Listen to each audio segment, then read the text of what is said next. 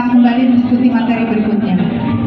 Sebagai informasi, yang semula jadwal pada siang hari ini akan dimulai oleh Spasial Card akan diganti jadwalnya. Jadi yang pertama adalah terkait dengan keuangan. Begitu ya Bapak Ibu. Dibalik. Baik, para hadirin yang terhormat, acara selanjutnya yakni materi aspek keuangan, administrasi dan pemeriksaan audit dengan narasumber Kepala Biro Keuangan dan Barang Milik Negara yang akan diwakili oleh Kepala Bagian Anggaran dan PNBP Biro Keuangan dan Barang Milik Negara, Ibu Iin Herawati STMT. Selamat siang Ibu. Sesi ini akan dimoderatori oleh Financial Management Spesialis PMU PPRA, Bapak Nukman. Kepada Ibu Iin dan Pak Nukman kami persilakan.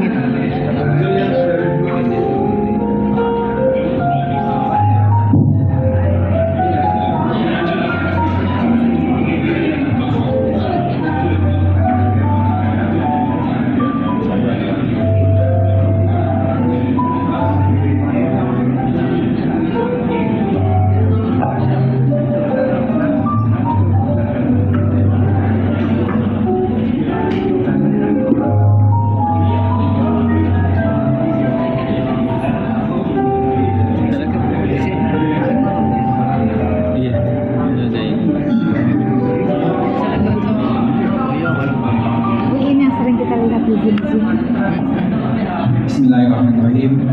Selamat siang. Assalamualaikum warahmatullahi wabarakatuh. Mengingat waktunya sudah semakin terbatas, walaupun memang mungkin belum kumpul semua, tapi sambil menunggu yang lain kita bisa mulai saja. Saya ucapkan selamat datang Bu Iin Herawati dari yang mewakili Bapak Kabiro Keuangan yang pada kesempatan kali ini tidak bisa, mungkin karena ada kesibukan yang lain. Jadi pada sesi siang ini kita akan berbicara tentang aspek keuangan, administrasi keuangan, kemudian juga terkait mitigasi risiko, kemudian terkait dengan audit dan beberapa hal lesson learn yang terkait yang sudah dilakukan selama ini terkait dengan pengelolaan keuangan pinjaman luar negeri yang mungkin akan dibahas tuntas sama Bu Iin. Kita punya waktu 1 jam Bu Iin, jadi mungkin paparannya bisa singkat 15-20 menit. Selanjutnya kita akan coba banyak diskusi dengan bapak-bapak ibu sekalian. Untuk mempersingkat waktu, kami persilahkan Bu Iin untuk memaparkan paparannya. Terima kasih. Monggo Bu. Terima kasih Mas Nungki, moderator kita siang hari ini. Assalamualaikum warahmatullahi wabarakatuh. Selamat siang Bapak-bapak dan Ibu-ibu, para peserta kegiatan persiapan kegiatan PTSLPM PHLN fase ke-6 untuk 3 provinsi, Jawa Barat, Jawa Tengah, dan Jawa Timur. Yang kami hormati yang hadir di sini, kalau nggak salah di undangan ada Bapak Ibu Kabak TU, Bapak Kabin SP, kemudian ada Bapak Ibu Kepala Kantor Pertanahan, teman-teman PPK, dan juga mungkin ada beberapa yang mewakili Kepala Kantor maupun KPK-nya yang berhalangan. Sebelum kita mulai, boleh Pak yang di belakang mungkin maju ke depan aja ya, daripada di belakang Pak kayaknya sempit. Ini di depan kosong. Bapak yang di belakang Pak Kakan. Pak Kakan udah. Ini kayaknya yang bicara di depan tadi kayaknya baru saya ya, nih ibu ya. Tadi dari kemarin bapak-bapak ya, kecuali Bu Ses ya. Ibu-ibu pertama, jadi biar bapak-bapak nggak bosan dengar suara ini ya, para peserta bapak-bapak, karena ganti ibu-ibu yang cerewet ini dari keuangan. Baik, terima kasih. Mungkin yang pertama kami sampaikan apresiasi untuk panitia dari tim PMU PPRA di JNS PPR yang sudah menginisiasi kegiatan pada 3 hari ke depan ini ya. Mulai dari kemarin mungkin kami baru join tadi pagi, izin menyampaikan Pak Biro berhalangan hadir karena pada saat yang bersamaan beliau menghadiri acara agenda lain di Solo di Pak Nuki ya.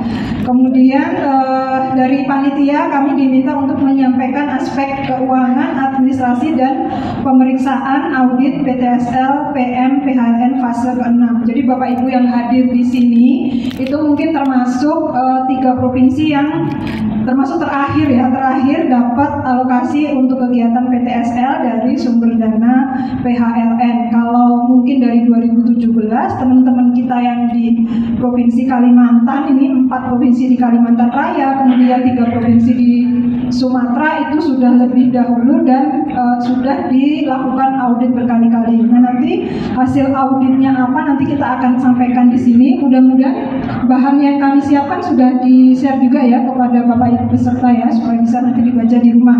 Karena memang bahannya kami siapkan lengkap ya Bapak Ibu, terutama temuan-temuan audit yang diperoleh di 7 provinsi yang mulai dari fase pertama. Harapannya Bapak Ibu yang di 3 provinsi yang baru mulai di tahun lalu, tahun ini mulai audit, ini bisa dapat pelajaran ya. Ini syukur-syukur karena tim auditnya baru entry meeting kemarin. Kalau masih ada evidence yang belum lengkap ya, bisa dicek-cek lagi. Kemudian kita barusan buka lagi terakhir untuk penyesuaian pertanggungjawaban di 2022 itu juga silahkan dilengkapi. Jadi yang kemarin masih ada yang pagu minus mungkin atau POK-nya belum sesuai, itu bisa kita buka lagi. Kemarin ada pemberitahuan.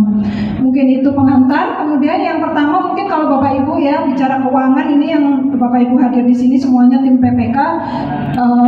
Pak Kakan mungkin beberapa ada yang juga jadi KPA, kemudian PPK juga merangkap mungkin di Jawa Timur masih ada, Jawa Barat masih ada, Jawa Tengah mungkin udah nggak ada ya yang merangkap. Nah, ini kita apresiasi juga yang dilakukan sebenarnya oleh tim PMU ini adalah kalau saya dari keuangan selalu kita ngomong tambahannya tusi kami adalah di manajemen risiko ya Bapak Ibu. Jadi yang sebenarnya dilakukan teman-teman PMU pada siang hari ini adalah merupakan salah satu juga kegiatan manajemen risiko. Artinya PMU melihat ini ada risiko ketidaksepahaman, perbedaan pemahaman, perbedaan konsep yang mungkin teman-teman pelaksana di Satker mungkin Kanwil, Satker Kantah ini yang mungkin berbeda konsep yang sudah ditetapkan dari pusatnya. Jadi ada risiko perbedaan pemahaman yang ini kemudian dilakukan mitigasi dengan mengadakan kegiatan hari ini ya. Jadi kalau ngomong manajemen risiko mungkin Bapak Ibu nggak usah ngomongnya terlalu berat ya, kita langsung aplikasikan seperti sekarang ini merupakan salah satu mitigasi risiko ya, antara lain risiko itu. Kemudian juga kegiatan ini adalah juga rangkaian mitigasi risiko karena nanti Bapak Ibu tahun ini sudah mulai diaudit, nanti kita akan belajar dari hasil-hasil temuan. Jadi kalau kita bicara risiko Bapak Ibu, maka temuan-temuan yang sudah terjadi di masa lalu itu bisa kita gunakan sebagai loss event database. Artinya temuan-temuan yang terjadi di tahun lalu di lokasi yang berbeda itu bisa jadi atau berpotensi juga terjadi pada Satker Bapak Ibu yang baru mulai tahun lalu ya. Kayak kemarin ada kejadian pengadaan ya Bapak Ibu di Jawa Barat sudah terjadi gagal lelang. Kemudian Jawa Timur belajar nih dari Jawa Barat supaya nggak terjadi gagal lelang. Di Jawa Tengah ternyata sama ya, terjadi gagal lelang. Nah itu artinya apa? Artinya ada risiko yang Bapak Ibu gagal memitigasi, padahal sudah terjadi di Satker lain tetapi masih kejadiannya berulang ya.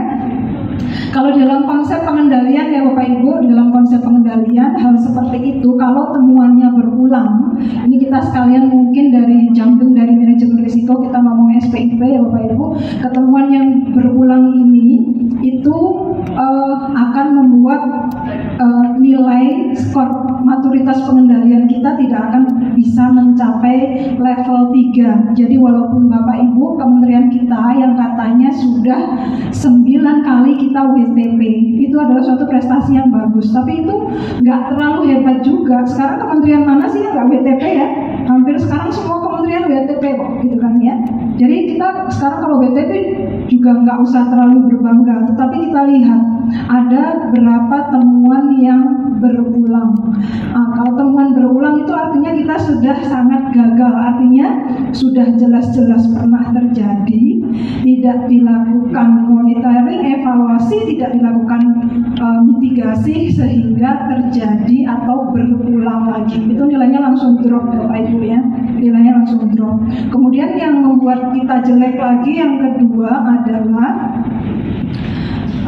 temuan-temuan dari BPK ini Bapak Ibu ada daftarnya dan ada PIC yang selalu memantau apakah sudah ditindaklanjuti atau belum, dan ini dilakukan scoring ya, minimal kalau kementerian kita nilai maturitasnya mau bagus maka syarat minimalnya adalah 75% ditindaklanjuti. Mungkin Bapak Ibu kemarin sudah dengar juga ya dari BPK itu harus minimal 75% tindak lanjutnya dilakukan oleh satker yang ada hasil pemeriksaan BPK. Nah Bapak Ibu, di kementerian kita itu nilai prosentasenya baru 72%. Artinya yang kemarin sudah ada temuan tetapi belum ditindaklanjuti. Kebanyakan ya Bapak Ibu, kalau ada temuan itu tindak lanjutnya 2. Nah yang kita tuh yang paling semangat nomor 2 kalau suruh mengembalikan. Jadi kalau pengembalian kelebihan bayar, salah pungut dan lain-lain ke kas negara, di kementerian kita tuh nomor 1 paling cepat. Ada bahkan yang nggak dicicil, langsung udah balikin aja ya. Tetapi sebenarnya yang terpenting juga yang pertama itu tindak lanjutnya bisa berupa surat ya, termasuk rekomendasi ya. Rekomendasi harus ditindaklanjuti ini kebanyakan memang ada di lini kedua yang ada di dirjen teknis dan ini tidak dilanjut. Termasuk Bapak Ibu mungkin yang di KPA kalau ada rekomendasinya berupa ya satker kantor pertanahan diminta memberikan teguran lisan atau sanksi tertulis. Ada Bapak Ibu? Ada. Nah itu mohon segera ditindaklanjuti, kan nggak sulit ya. Kayaknya kalau di kementerian lain itu lebih sulit kalau pengembalian uang, apalagi uangnya udah pihak ketiganya udah nggak kerja lagi ya, itu akan sulit. Di BPN ini anehnya kalau pengembalian cepat banget, nggak dicicil, nggak diangsur. Malam ini ya semua diteleponin balikin sebentar langsung. Tapi kalau TL-nya berupa memberikan rekomendasi, menyusun juknis, memberikan sanksi teguran tertulis lisan, itu susahnya minta ampun. BPN memang lain ya Pak ya. BPN memang beda pokoknya.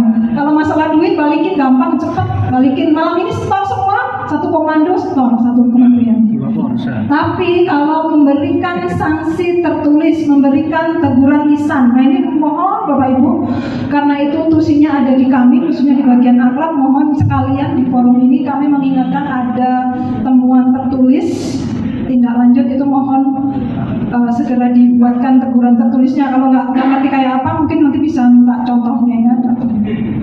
Mungkin saya langsung jumping ke situ ya. Tapi ini tadi arahannya saya diminta juga overview.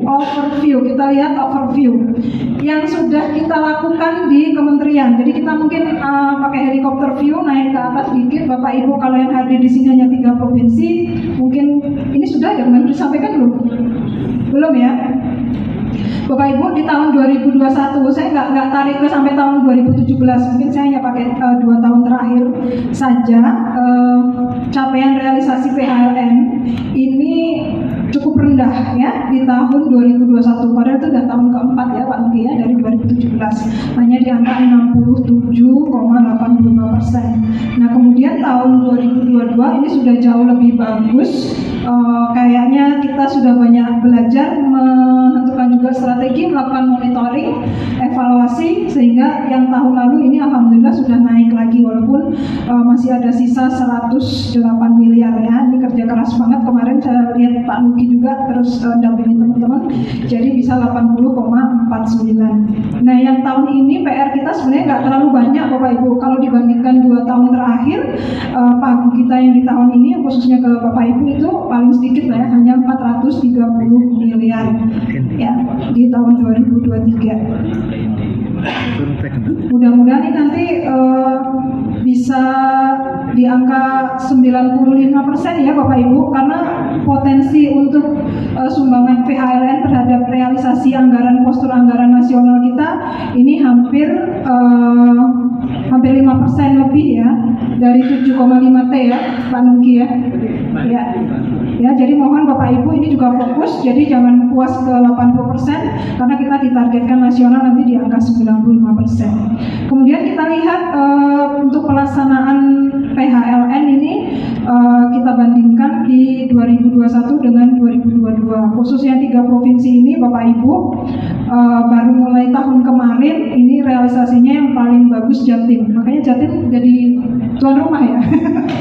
Jatim jadi tuan rumah. Ini Jatim capaiannya paling tinggi 99,31%. Ini Jawa Barat sama Jateng ini mirip-mirip. Kayaknya kemarin ada sedikit ini ya, strateginya agak salah dikit ya, karena langsung dicairkan ya Pak Mungkin, langsung ditarik di depan semuanya. Mungkin Jawa Timur ini kemarin sudah cocok ini strateginya.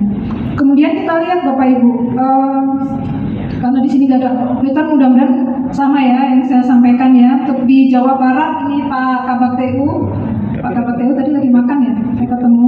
Ada Pak Kabit juga, Pak Kiel. Ini dari 6 provinsi di tahun 2022 sebenarnya ada 3 kabupaten yang sudah sangat bagus Pak, di atas 90. Nah, tapi mungkin yang harus dievaluasi ini Sukabumi, Sumedang, kemudian Garut ya, sehingga capaian Jawa Barat secara umum hanya 74% Pak. Ya, padahal yang 3 provinsinya udah 91. Nanti kita evaluasi bersama, dan harapannya yang penting adalah hasil evaluasi itu nanti dijadikan masukan pada saat kita melaksanakan kegiatan tahun 2023. Jangan sampai nanti yang kita hasil evaluasinya masih kejadian lagi, kita ulangi lagi ya Bapak Ibu ya. Itu artinya nggak ada mitigasi risikonya. Kemudian di Jawa Tengah mirip-mirip dengan di Jawa Barat nih. Nah, kalau Jawa Barat tadi ada 6 provinsi, Jawa Tengah lebih sedikit, itu ada 5 provinsi. Mudah-mudahan di 2023 jumlahnya sama ya Pak Mungkin? Atau tambah ya, nambah. Ini yang tahun lalu hanya 5, mungkin nambah ini capaiannya secara provinsi ada di 71,36%. Ini Bu Kabak tadi hadir juga, saya lihat Pak Kabit SP juga hadir. Ini yang di atas 85% hanya di Kanwil saja ya. Di Kantahnya ini mungkin harus dievaluasi Bu. Ini banyak rata-rata masih di bawah, apa karena beban kerjaan atau kenapa? Saya juga belum lihat nih hasil evaluasinya, tetapi Jawa Tengah ini lumayan perlu banyak perbaikannya. Kemudian mungkin sekalian nanti ada sesi sharing session ya, mungkin ya dari Jawa Timur boleh sharing mungkin dari 10 kabupaten kota yang masuk ke kegiatan PTSL PHLN di 2022 kemarin. Ini secara provinsi capaiannya sudah 99,31. Bahkan ini Banyuwangi, Kediri, Probolinggo itu sampai 100%. Ini luar biasa.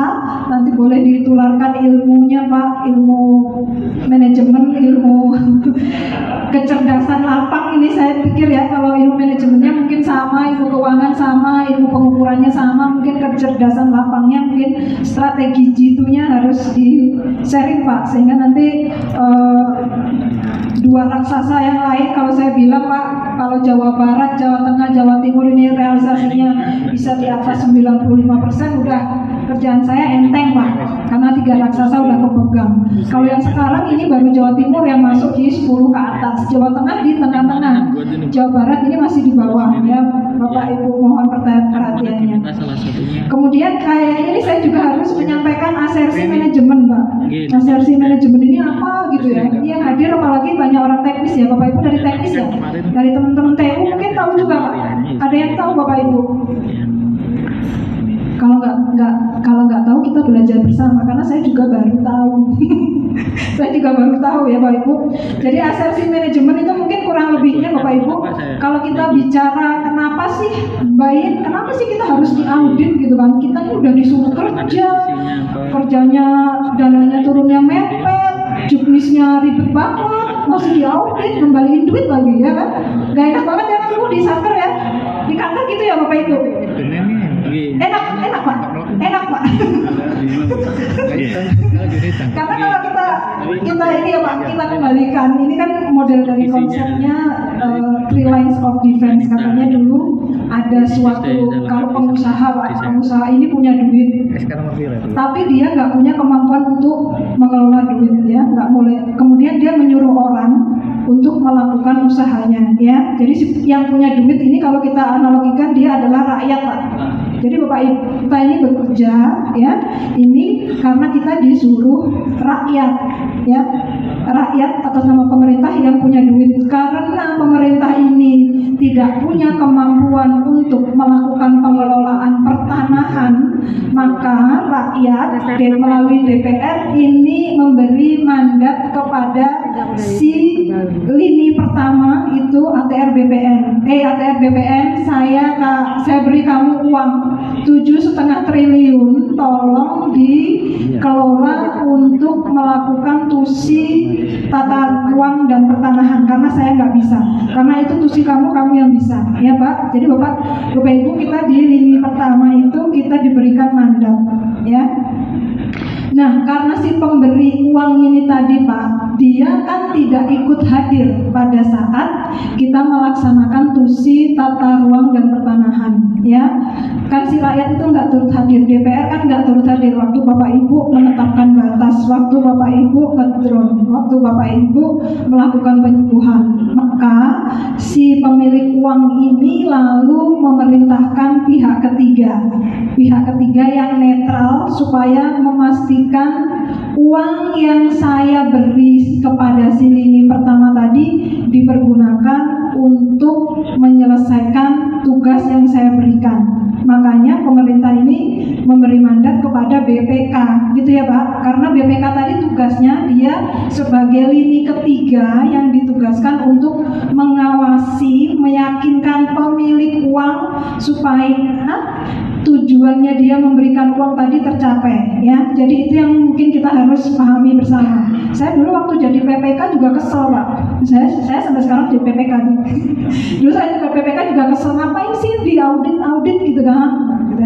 Ya itu memang karena tugasnya itu. Ya makanya nanti ada asersi manajemen ya. Jadi kita ulang tadi si DPR rakyat ini punya uang, memberi mandat kepada kita diberi uang, kemudian dia mempercayakan si pihak ketiga ini, dalam hal ini auditor eksternal, untuk melakukan pemeriksaan kepada kita, meyakinkan bahwa uang yang diberi tadi itu sudah sesuai penggunaannya seperti yang dimandatkan.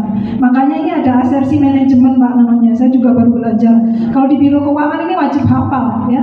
Pak Andri mungkin dari auditor ini juga udah ngelontok ya di luar kepala. Kalau saya baru belajar ya.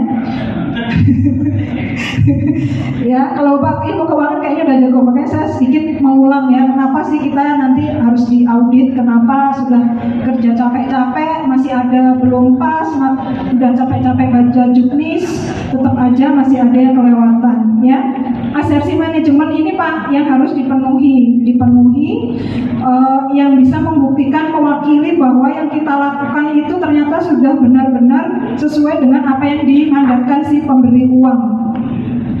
Asersi yang pertama adalah keberadaan dan keterjadiannya, yaitu tadi Pak, karena kan si audit tadi kan nggak ikut Pak pada saat kita melakukan PTSL, makanya eviden itu sebagai bukti keterjadian Bapak Ibu ya.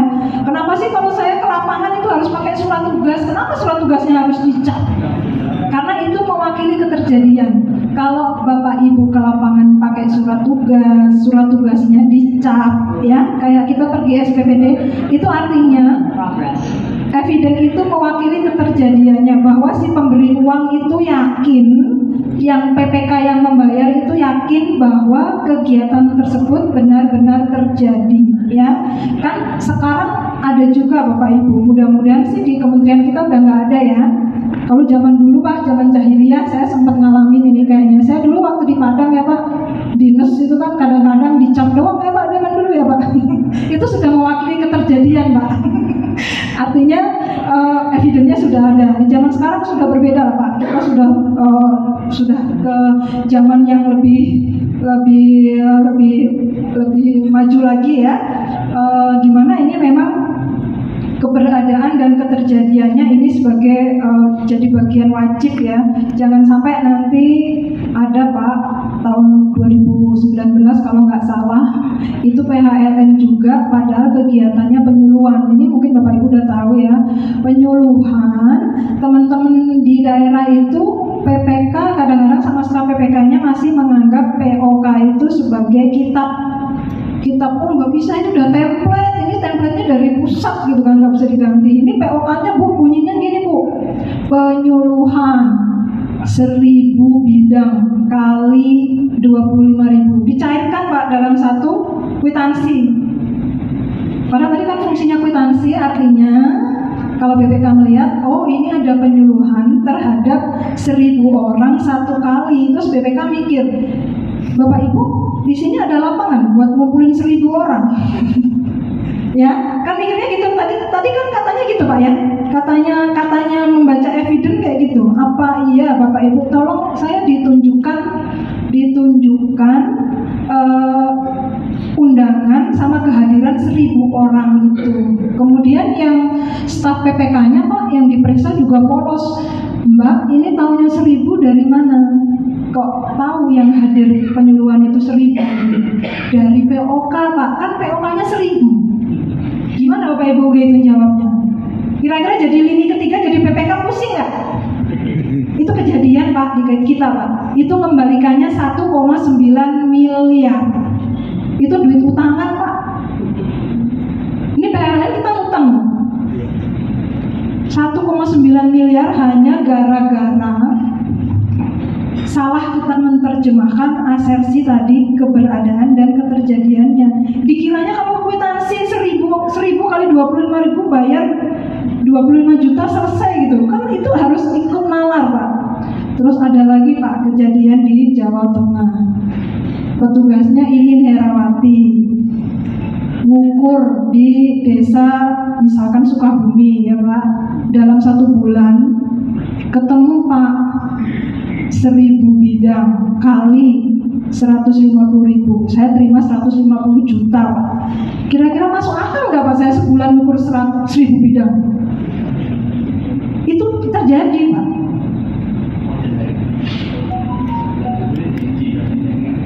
Itu dalam satu surat tugas. Jadi sebenarnya Pak, si BPK ini ketiga tadi yang dipercaya sama si pemilik uang itu dia kan nggak tahu Pak, karena dia nggak ikut. Cuma mereka kan punya asersi manajemen. Kayak itu harus dilihat itu masuk akal nggak? Ditanya lagi Mbak Iin ngukur di sini terima kwitansi sebulan 1000 bidang. Mbak Iin sehari ngukurnya berapa bidang? Ditanya saya Pak, saya tuh sehari ngukur ya paling banter 10 Pak. Kalau sehari 1000 tuh kira-kira bagi berapa hari Pak kita? 22 hari kerja ya Pak. Itu kan nggak masuk akal ya Bapak Ibu.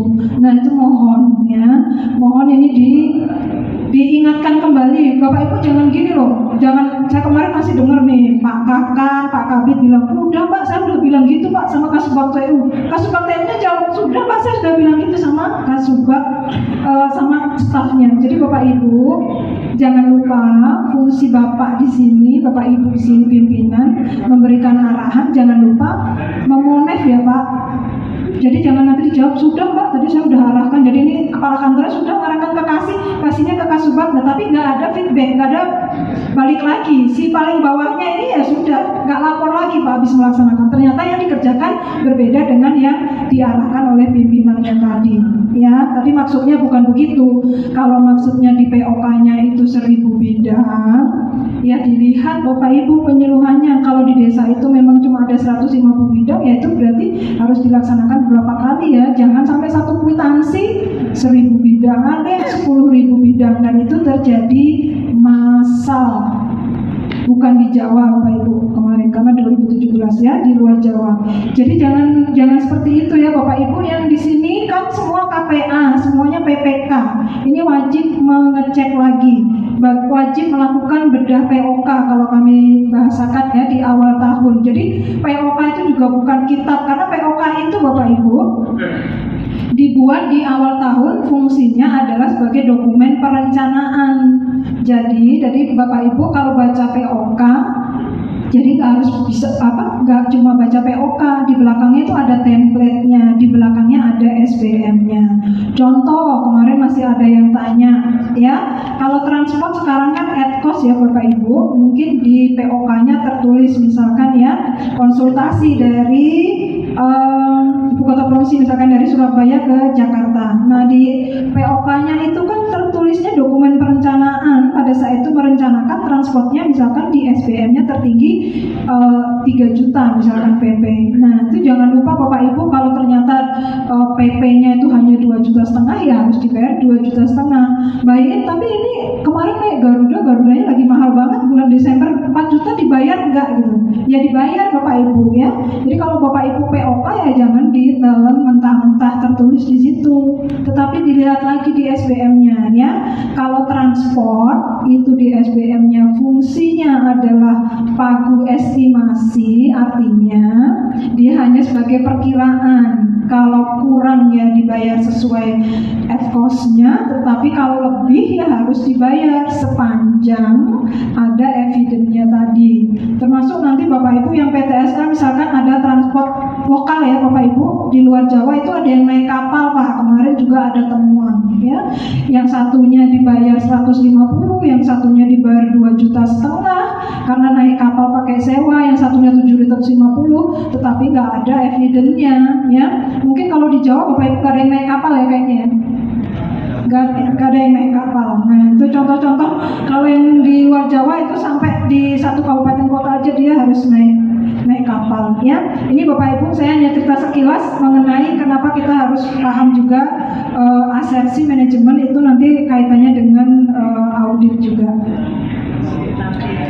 Kemudian sasaran pemeriksaan yang di tahun 2022 ya, ini pemeriksaan tahun 2002, artinya yang sekarang BPK sedang mengunjungi kementerian kita Bapak Ibu. Nanti ini pemeriksaannya memang pemeriksaan laporan keuangan, tetapi infonya nanti khusus untuk audit PHLN ada lagi Pak Nugi. Iya, ada lagi nanti setelah LK selesai akan ada entry meeting.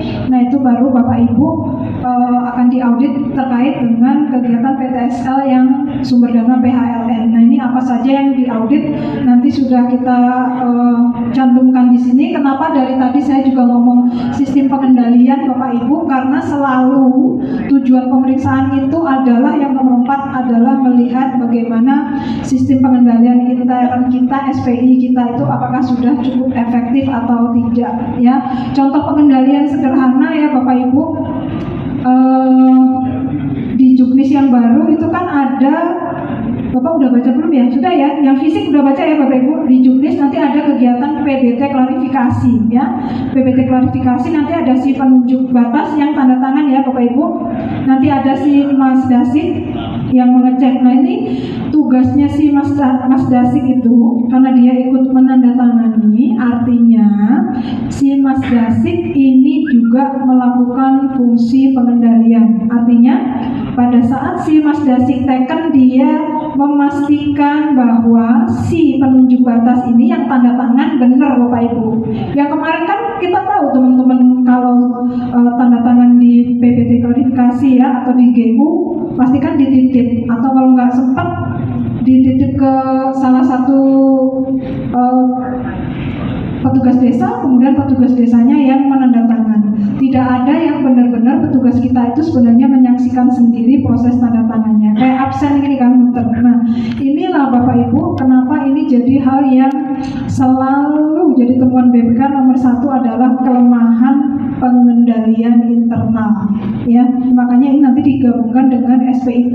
Bahkan kemarin kita juga terima surat dari Ibu Menteri Keuangan Bu Sri Mulyani, itu masih terjadi hampir 121.000 temuan itu kaitannya dengan kelemahan sistem pengendalian internal. Ini yang harus sering diulang-ulang ya. Kalau kita bahasakan sederhana, Bapak PPK pada saat menandatangani, jadi PPK ini adalah si pejabat yang membuat pengeluaran uang negara, terjadi pencairan uang negara. Artinya pada saat si PPK menandatangani pembayaran misalkan kegiatan pengukuran, kan si PPK-nya gak ikut mengukur ya, PPK-nya di kantor ya, apalagi kalau PPK-nya nanti Bapak Kepala Kantor ya, kan gak ikut ke lapangan. Tapi bagaimana si PPK ini meyakinkan, oh ini berarti saya yakin saya bayar.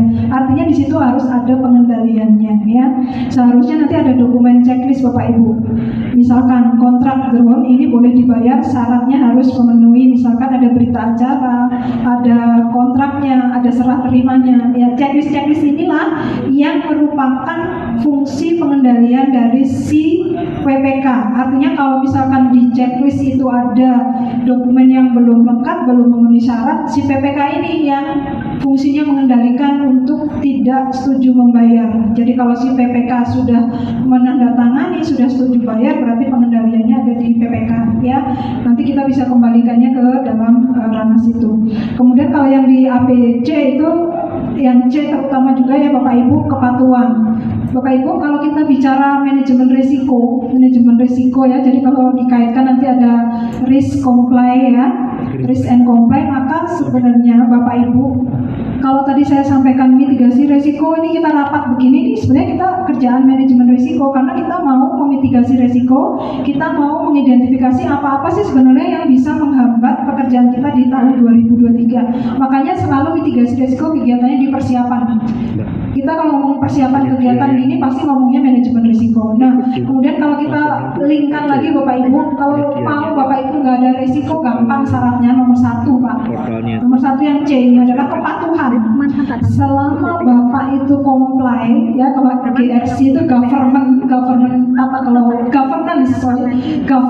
itu tata kelola, risk itu risiko, sama C compliance. Artinya kalau Bapak tidak mau ada risiko, syaratnya cuma 1, Bapak comply, Bapak patuh. Kalau juknisnya gitu, ikut juknis itu, kalau nggak jelas boleh dikonfirmasi kepada si penerbit juknis. Artinya selama kita patuh kepada undang-undang, selama kita ikut juknis, selama kita ikut ke pedoman berlaku, maka risikonya kecil kemungkinan akan terjadi ya.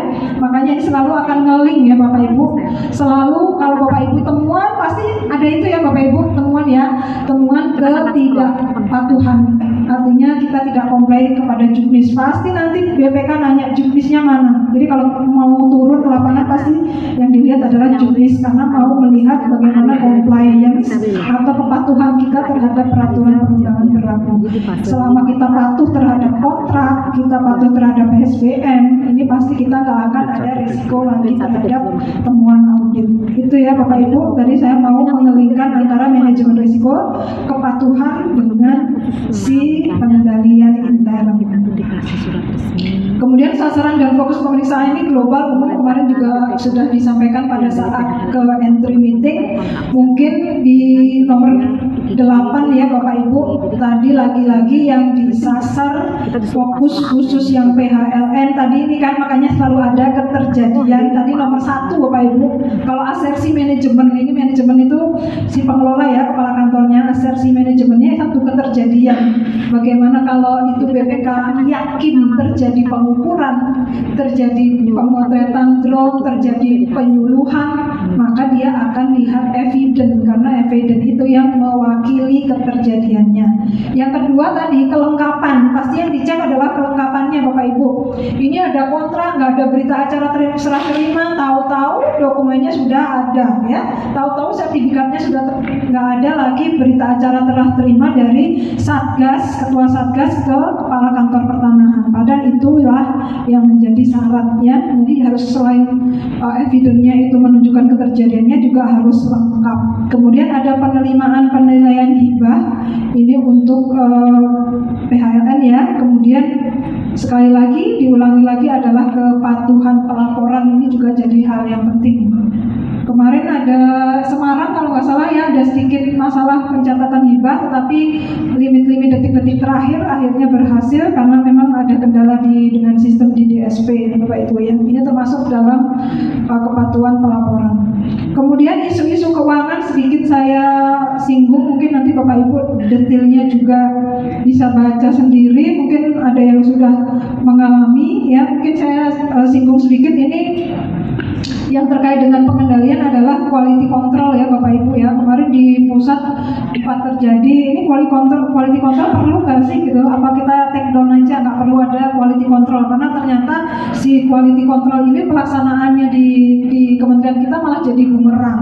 Padahal seharusnya kalau kita lihat bersama Bapak Ibu, quality control ini ya semacam tusi wajib ya. Jadi Bapak Ibu si kasih pengukuran ini ya tugasnya emang mengontrol kegiatan hasil pengukurannya sampai terbit GU sampai PBT ya, dia harus menjamin memastikan bahwa hasil ukuran petugas ukur itu sudah sesuai dengan spek-speknya. Ini masuk ke quality control. Nah ini kita ada kelemahan sedikit Bapak Ibu, terutama kalau pekerjaan kita dilakukan pihak ketiga ya. Ini kadang-kadang terjadi ini si pihak ketiga tidak memenuhi standar output kita, tapi kita kadang-kadang mau negur pihak ketiga, kenapa kita yang segen gitu ya. Pihak ketiga badan kita yang bayar, kenapa kita yang dia kerjanya nggak beres, kita yang takut yang negur ya. Jadi Bapak Ibu mungkin evaluasi bersama, kita harus tegaskan lagi untuk kasus kerjaan yang dikerjakan oleh pihak ketiga, itu peran quality control kita untuk Bapak Ibu yang di struktural, mungkin ini menjadi hal yang fundamental karena ini nanti juga akibatnya di produk-produk kita semuanya jadinya tidak memenuhi standar ya. Kalau nggak memenuhi standar ya tidak qualified, artinya nggak bisa dipakai, nanti PBT-nya jadi nggak qualified, ngapain PBT-nya nggak bisa dipakai gitu ya. Kemudian tadi udah, ini ada pembayaran tidak sesuai dengan POK atau template. Makanya tadi ingatkan lagi Bapak Ibu di awal tahun pada saat baca POK dilihat lagi, dibaca lagi ada template-nya atau tidak ya, sehingga nanti pada saat si KPK mau membayar ini tidak salah tafsir ya. Kemarin masih ada KPA ini menafsirkan sendiri terhadap proporsi pembayarannya, padahal di situ sudah ada template-nya. Nah ini nanti jadi kelebihan bayar ya, jadi kelebihan bayar. Terus tadi tidak ada kepatuhan, berarti fungsi kepatuhannya tidak ada. Kemudian ini contoh-contoh temuan yang terjadi di provinsi lain, khususnya untuk fase 3 dan 4, tapi Bapak bisa adopt jadi loss event database. Yang ini semuanya resikonya terhadap rendahnya kualitas pengukuran, kemudian terjadi potensi lebih bayar pada pelaksanaan kegiatan ya Bapak Ibu. Di hampir di semua tahapan kegiatan ada, di pengukuran ada, di pemeriksaan mutu ada, kemudian di penyuluhan juga ada. Kemudian ini saya tampilkan juga rekap dari database kita, temuan-temuan PHLN, harapannya yang sudah terjadi di fase 3, fase 4 di provinsi lain, jangan terjadi di sini ya. Kalau mau ada bikin temuan yang lain gitu ya Bapak Ibu ya, jangan diulang gitu ya, diganti temuannya biar nilai kita bagus. Apa mungkin yang kreatif mau menciptakan temuan gitu ya, tapi mohon yang sudah terjadi kreatif sedikit jangan diulangi ya. Bikin yang baru Bapak Ibu kalau mau ada temuan. Ini saya bocorkan di sini, ini untuk intern kita aja ya Bapak Ibu. Harapannya itu tidak terjadi di fase ke-6. Nanti Bapak Ibu baca. Nah, mungkin yang terakhir sebelum ke Monef, Monef itu hal yang krusial juga. Ini kita bantu untuk identifikasi resiko ya. Jadi resiko-resiko untuk yang sifatnya strategis di PTSL Ini kita juga berbasis loss event database, artinya kita berbasis dari temuan. Ini ada sebab dan dampaknya. Ini juga mohon Bapak Ibu, terutama selain tidak diulang, ini bisa dilakukan mitigasi, ya. Ada nih petugasnya tidak cermat dalam pengendalian penggunaan anggaran belanjanya. Bapak Ibu, ini mungkin ada yang kwitansinya diajuin ke PPK, PPK-nya karena saling percaya, artinya PPK-nya nggak lakukan pengendalian. Ini misalkan saya mau bayar, saya percaya nih sama Mas Indra, misalkan Mas Indra yang ngajuin terpercaya, saya nggak ngecek lagi, ya. Itu jadi fungsi pengendaliannya tidak ada. Padahal tadi fungsinya PPK itu salah satunya adalah dia harus mengendalikan belanja. Jadi si petugasnya baca POK-nya salah, bikin kwitansinya salah, PPK-nya nggak melakukan pengendalian, nggak dicek lagi, asal tanda tangan, terjadi pengeluaran uang negara, akhirnya harus dikembalikan, ya. Mudah-mudahan kita nanti nggak begitu, ya Bapak Ibu, yang sudah pernah terjadi di kita listkan risiko-risikonya. Mudah-mudahan nanti Bapak Ibu bisa baca sehingga tidak terjadi lagi. Khususnya ini juga ada yang desa lengkap, ya Bapak Ibu. Ternyata ada risiko juga. Desa lengkap itu sebenarnya masih belum dipahami dengan baik, gitu ya, dengan teman-teman yang pelaksana yang di satker-satker daerah. Jadi konsep desa lengkap mungkin masih baru di atas konsep saja, tapi bagaimana kita membahasakan ke bahasa operasional lapangnya, itu yang harus teman-teman di Dirjen SPPR harus lebih sering lagi, ya, melakukan pendampingan. Mungkin itu saja Bapak Ibu, risikonya banyak sekali, silakan nanti dibaca, ya, dibaca. Termasuk juga ada risiko masyarakat ternyata sampai sekarang masih enggan membayar BPHTB, tapi alhamdulillah kemarin laporan dari Dirjen PHT ternyata sudah ada 37 kepala daerah yang sudah mau berpartisipasi untuk membebaskan biaya BPHTB-nya, ya. Itu menjadi suatu berita yang baik. Yang terakhir sekali mungkin saya ingatkan lagi Bapak Ibu, ini yang melakukan monitoring dan evaluasi. Bapak Ibu, monitoring dan evaluasi ini bukan hanya kami yang di pusat, bukan hanya Bapak Ibu yang ada di Kanwil, tetapi Bapak Ibu yang di Kantah sendiri, ini yang terutama yang melakukan kegiatan sehari-hari, ya. Bapak Kepala Kantor, Bapak Kepala Seksi ini terus melakukan monitoring dan evaluasi secara periodik, ya. Kalau ada terjadi masalah, bisa sedini mungkin segera dilaporkan, ya. Kalau kita bicara risiko Bapak Ibu, saya ingatkan, kalau kita ngomong risiko, kita ngomongnya dari mana? Jadi kita mulai dari apa yang bikin Bapak Ibu galau, apa yang paling bikin Bapak Ibu khawatir, ya, itu berarti ada risiko di situ. Tapi kalau Bapak Ibu aman-aman saja, tapi Bapak Ibu misalkan, tapi kok kayak begini, nah itu berarti ada potensi risiko, ya Bapak Ibu. Kalau sudah ada kegalauan begitu, segera Bapak Ibu bicarakan dengan jajaran. Kalau misalkan tidak ada yang jalan keluarnya, nanti bisa dimintakan arahan mulai berjenjang dari ke Kanwil maupun ke pusat, ya. Jadi Bapak Ibu, di sini saya menekankan pentingnya monitoring dan evaluasi, ya. Hasil monitoringnya, hasil evaluasinya nanti dipakai untuk tindak lanjut kegiatan selanjutnya. Mungkin itu aja Mas Luki, mudah-mudahan pas, ya, 30 menit, ya. Kita akhiri, terima kasih. Assalamualaikum warahmatullahi wabarakatuh. Waalaikumsalam. Terima kasih Bu Iin. Saya pikir sangat banyak apa yang sudah disampaikan Bu Iin terkait dengan administrasi keuangan, bagaimana belajar lesson learned terhadap temuan-temuan yang sebelum-sebelumnya. Prinsipnya sih secara sederhana mungkin kalau saya simpulkan dalam hal pengelolaan keuangan ini sebagai PPK, bagaimana mengelola keuangan merealisasikan belanja secara berkualitas. Berkualitas artinya tinggi serapannya, tapi juga bertanggung jawab. Di evidence dan sebagainya juga harus disiapkan. Jadi jangan cuma senang belanja, tapi kemudian tidak dipertanggungjawabkan seperti itu. Banyak hal yang sudah kita peroleh mungkin dari apa yang sudah dipaparkan Bu Iin. Selanjutnya kita coba masuk sesi diskusi. Kami persilahkan mungkin di sesi pertama untuk dua penanya dulu.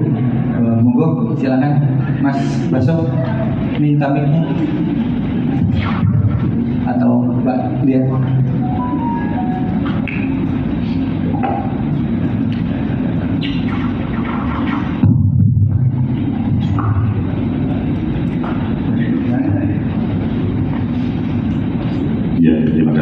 Assalamualaikum warahmatullahi wabarakatuh.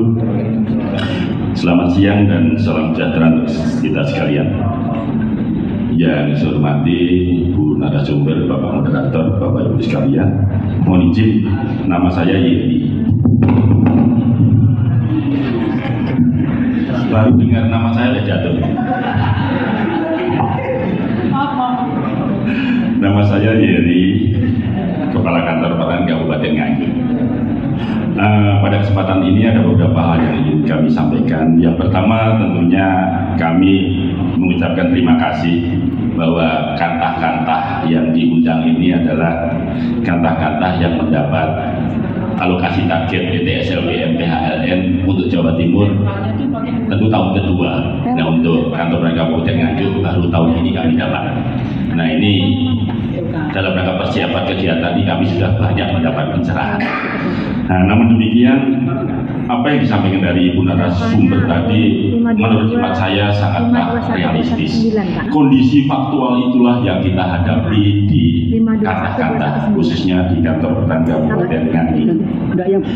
Terkait dengan manajemen risiko, kita tahu bersama bahwa dalam kegiatan PTSL ini tentunya harapannya realisasi fisik dan realisasi penyerapan anggaran bisa linear.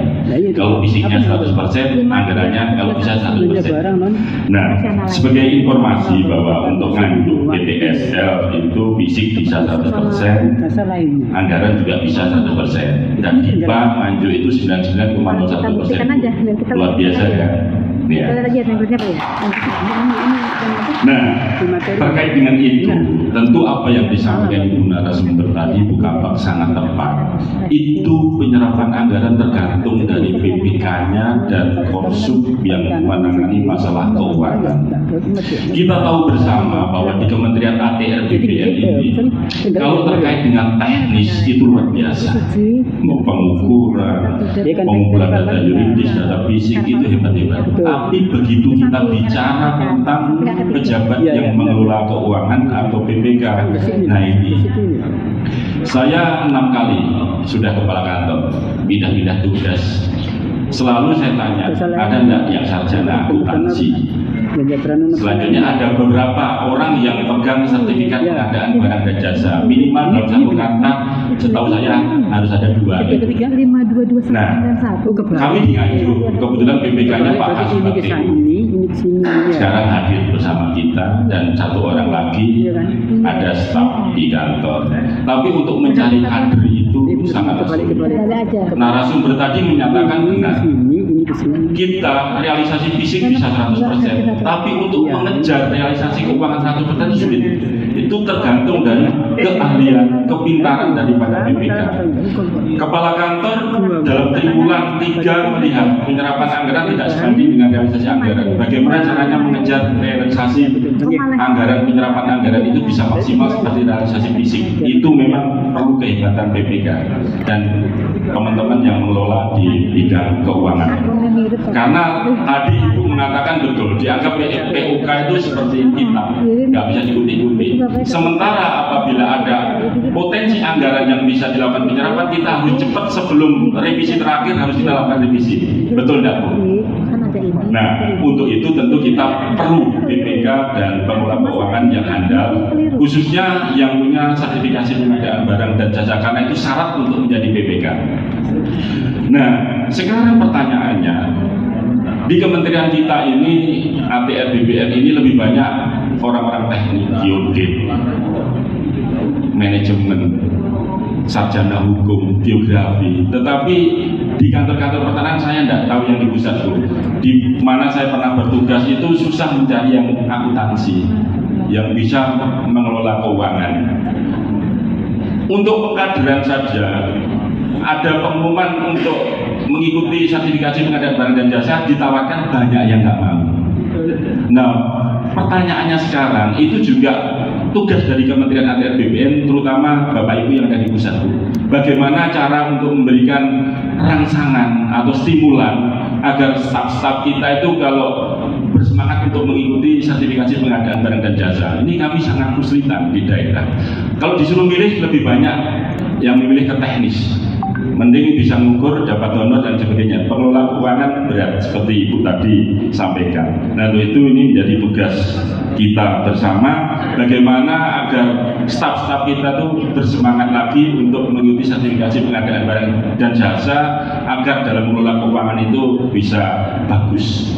Atau mungkin rekrutmen SDM-nya banyaklah yang diperlukan dari akunting-akunting.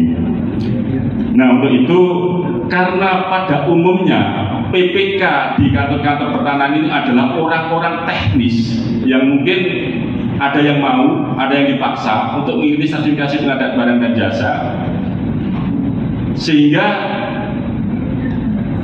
tentunya mereka ini juga berpikir bagaimana dengan tanggung jawab yang harus dilakukan. Sebaliknya dari sisi teknis untuk mengejar atau melengkapi eviden pekerjaan yang sudah diselesaikan, realisasi visinya sudah maksimal, untuk memenuhi pertanggungjawaban keuangan, eviden yang diperlukan, itu juga kadang-kadang kesulitan. Contohnya begini, realisasi fisik bisa sudah 100%, tapi keuangannya masih rendah. Eviden apa yang harus dilengkapi supaya agak seimbang? Tadi Ibu mengatakan benar Bu, di kantah itu kadang-kala kalau sudah akhir tahun karena harus 100% realisasi fisik, yang seharusnya kalau kita bicara kinerja satu hari 200 bisa 10 kali lipat, bisa 2000 itu dimainkan, bisa selesai. Tetapi apakah itu linear nanti untuk pertanggungjawaban keuangan? Bagaimana menyusun eviden untuk pertanggungjawaban keuangannya? Hal-hal ini mohon izin tentu dari Kementerian BPN Pusat, usulan kami di daerah tentu sering mengadakan diklat dan lain sebagainya. Tapi kalau tidak formal mungkin meningkatkan koceng titiknya Bu. Karena di daerah banyak kesulitan-kesulitan yang dialami terkait dengan pengelolaan keuangan, khususnya agar realisasi fisik dan realisasi keuangan bisa linear, eviden pertanggungjawaban yang dibuat itu tidak menyalahi ketentuan yang berlaku. Sebagaimana tadi Ibu menyampaikan, kita patuh terhadap peraturan perundang-undangan yang berlaku. Mungkin itu yang bisa saya sampaikan. Mohon tanggapan dan mohon maaf apabila ada tutur kata yang berkenan. Sekian, terima kasih. Wassalamualaikum warahmatullahi wabarakatuh. Waalaikumsalam. Selamat siang dan salam sejahtera untuk kita sekalian. Terima kasih Pak Kakan. Mungkin satu lagi sekalian. Kalau belum ada mungkin bisa langsung ditanggapi. Tadi Pak Kakan menyoroti terkait dengan memang kesulitan masalah SDM, terutama pengelola keuangan di PPK. Memang TN-nya semakin ke sini udah banyak yang nggak mau jadi PPK kayaknya Bu. Pada nolak jadi PPK dan sebagainya. Mungkin karena itu tadi honornya nggak besar, tapi tanggung jawabnya yang besar. Sebenarnya juga kebijakan training dan lain-lain yang mungkin perlu dikasih arahan dari keuangan pusat. Monggo Bu. Oke, terima kasih Pak Yeri, Pak Kakan Nganjuk. Saya tetangga Bapak, Pak, saya di Madiun. Tadi yang disampaikan ini lebih ke penguatan ya Pak, penguatan ini sekalian curhat, tapi saya juga curhatnya sama Pak.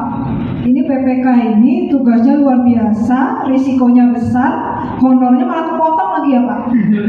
40% kalau dia sudah di JFAPK ya Pak ya. Iya, itu malah dipotong 40%. Nah, 60 Bu. Udah disuruh diklat, susah lulusnya ya Pak ya, susah lulusnya, begitu udah jadi pejabat malah dipotong honornya. Nah, ini memang Pak, ini problem kita bersama, tapi memang di pusat Pak ini sudah jadi perhatian pimpinan ya, termasuk memang dari sisi kebijakan Pak, nanti memang perlu sedang diusulkan juga oleh Pak Biro Keuangan, karena untuk si PPK ini nanti pembinanya ada dua ya Pak ya, dari sisi pertanggungjawaban keuangan di Biro Keuangan, kemudian dari sisi pengadaannya di Biro Umum dan Layanan Pengadaan. Memang bapaknya dua, jadi dua-duanya. Di pusat pun kami juga lagi menginisiasi untuk rutin ketemu kumpul untuk PPK yang di kementerian Pak, yang di pusat. Jadi di pusat itu ada sekitar 37 PPK, nanti itu kita juga lakukan pembinaan. Karena si PPK ini mungkin yang sudah ada sekarang itu produk-produk yang sudah dapat pelatihan PBJ ya Pak, yang mungkin tahun-tahun yang dulu. Nah, dari sisi itu dari sisi kebijakan ya Pak ya, kebijakan. Kemudian yang kedua juga yang diusulkan adalah nanti PPK ini kan dijadiin syarat Pak. Jadi kalau mau naik ke pejabat administrator jadi eselon 3, dia syaratnya punya sertifikat PBJ atau pernah jadi PPK. Artinya kalau si PPK ini kan kerjaannya kompleks Pak. PPK ini hampir mungkin dari sisi manajemen keuangan mewakili ya Pak ya, mewakili apa yang dilakukan si Bapak Ibu Kepala Kantor mungkin ya dari sisi manajemen keuangannya. Nah ini yang nanti diminta syarat sehingga nanti PPK ini ada pride-nya lah Pak ya.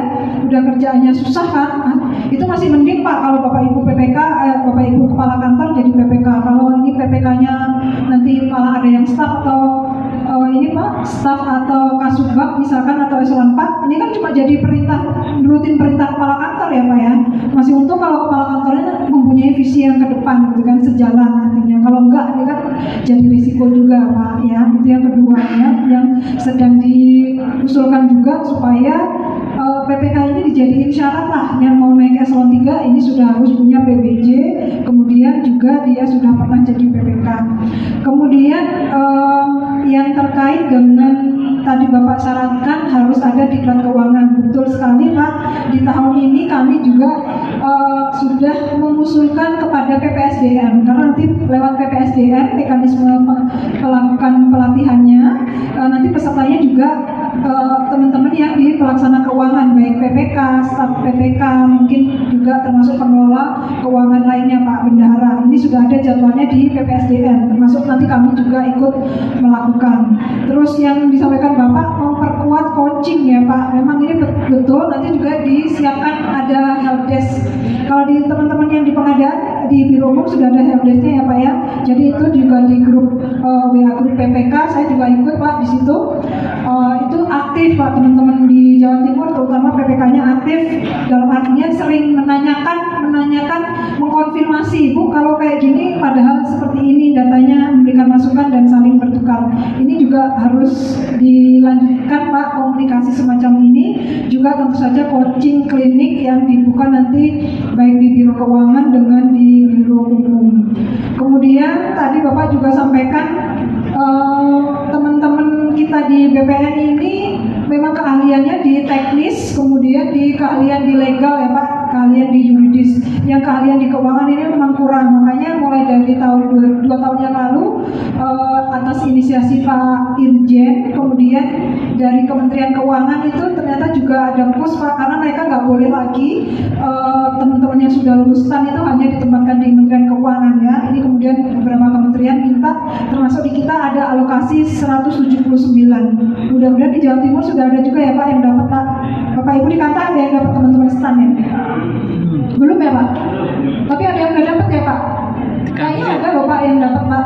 Di Kanwil ya? Di Kanwil. Dan ini mudah-mudahan rasanya tahun ini juga ada, tapi nggak banyak Pak, sekitar 45. Nanti mudah-mudahan itu sambil ini Pak, Bapak Ibu meskipun di teknis, meskipun ahli pengukuran, meskipun ahli hukum, tetap nggak bisa melupakan ini Pak. Apalagi nanti Bapak Ibu jadi kepala kantor, ini kan fungsinya fungsi manajemen ya Pak. Saya aja didiklatkan di keuangan Pak, udah 2 tahun Pak. Saya dulu tugas ukur Pak. Saya dulu petugas ukur aja didiklatkan, saya di Biro Keuangan 2 tahun ya. Itu memang harus kita pelajari bersama Pak. Jadi nggak bisa lagi Bapak Ibu kepala kantor, Bapak Ibu kabin menyerahkan udahlah biar diurusin orang keuangan gitu, nggak bisa.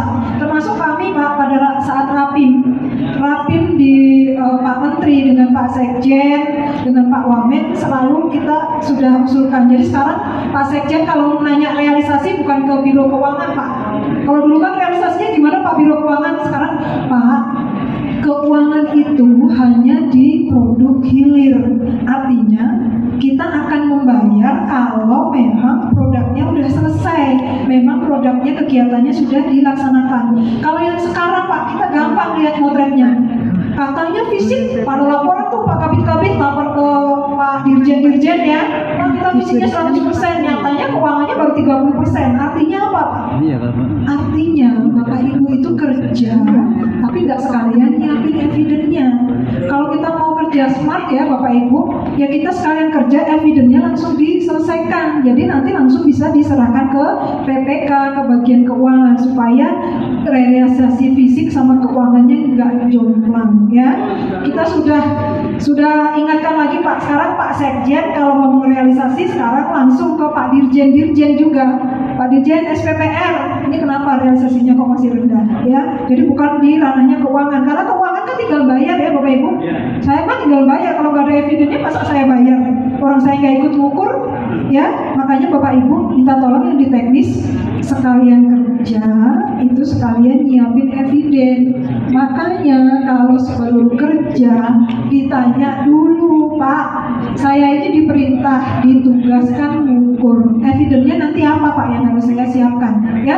Jangan bayi besok ukur ke Desa Sukamaju ya, siap Pak, berangkat, baru pulang Pak saya sudah melakukan ukur, evidennya mana? Loh Pak pakai eviden ya? Jangan sampai gitu ya Bapak Ibu. Jadi di depan dikumpulin, kalau mau kegiatan pengukuran dikumpulin ya si petugasnya. Nanti ini yang jadi dirijen Pak Kasubag TU, kalau pimpinan pengarahnya dari Bapak Kakan ya, Bapak Kakan. Kasubag TU jadi dirijen yang ngatur si petugas ukur. Secara teknis dia dibekali oleh kasih pengukuran, tetapi dia harus dibekali juga ilmu keuangannya. Artinya gini, Mas, nanti Bapak itu ngukur, Masnya ngukur 100 bidang, saya bayar misalkan 100 juta, tapi syaratnya ini loh ya, caranya ngukur begini ya, nanti hasil ukurannya seperti ini. Kalau mau dicairkan uangnya harus yang dikumpulkan ke PPK ini.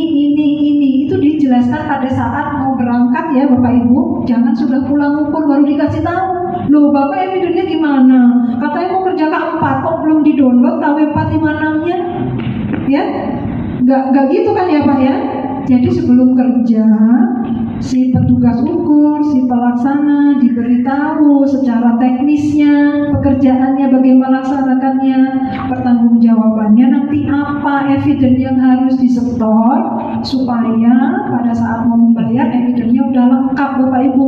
Itu juga namanya mitigasi resiko.